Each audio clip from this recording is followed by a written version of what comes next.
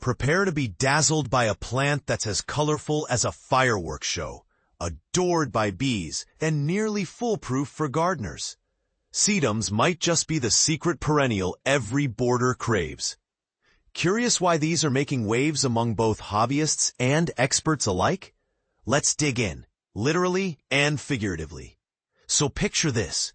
A close friend's spouse has suddenly fallen under the spell of allotment gardening. We started bonding over compost tips and seed sowing triumphs shared via WhatsApp, with him sending playful updates and proud photos of his plot. It's a lot like sharing someone's excitement when they welcome a new baby. You get all the delight with none of the sleepless nights. One day, he sent me a snapshot from my social media displaying my former garden. "What's this plant? It seems to have taken over the abandoned plot nearby." My answer? Sedum. Officially, the plant is called Hylotelephium, a name that reveals a twist in the story most people miss. Here's the controversial nugget.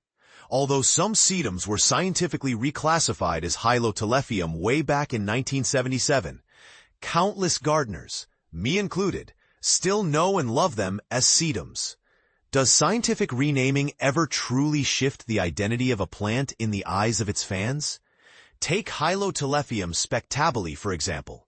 This leafy, robust variety brings an explosion of vibrant color to borders, dry gardens, and containers, a surprising hat trick since most plants excel in only one or two settings. And don't overlook herbstfreude, which translates as autumn joy. It's especially show-stopping now, lighting up gardens just as other flowers begin to fade. Let me share a beginner's perspective.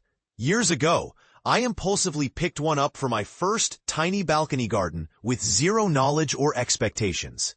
When spring rolled around, I was amazed to find its crown bursting with fresh, green leaves. Before that, clouds of deep pink and crimson blooms wowed me, providing autumn drama and attracting bees in droves. As the season cools, these flowers dry to reveal beautifully structured seed heads, perfect for indoor arrangements. Most of my original sedums came from divisions of a plant my mother grew at our childhood home. Now those same plants thrive in her city garden, my sister's backyard, and soon my new garden too. Maybe you've experienced how perennials often weave a botanical thread between families and generations. And here's the part most people don't notice.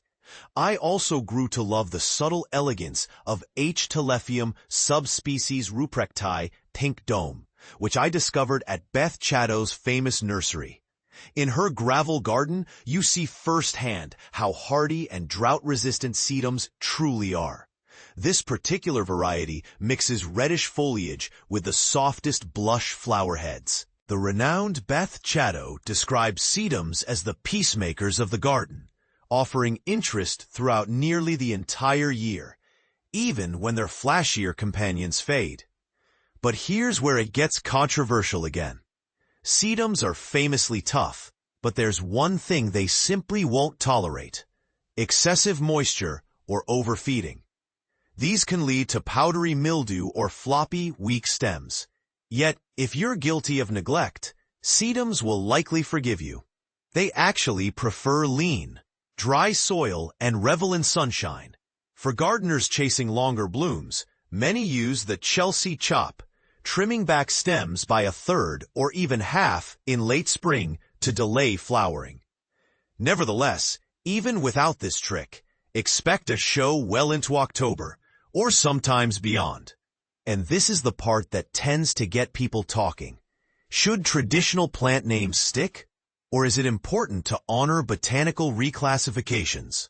Does the lasting popularity of sedums point to deeper nostalgia in gardening circles, or is it all about practicality and resilience? Share your opinion. Do you think gardeners should adopt scientific names, or stick with the familiar? Have sedums become indispensable in your plot, or do you find their ubiquity overrated? Drop your thoughts below. Let's get this garden debate growing.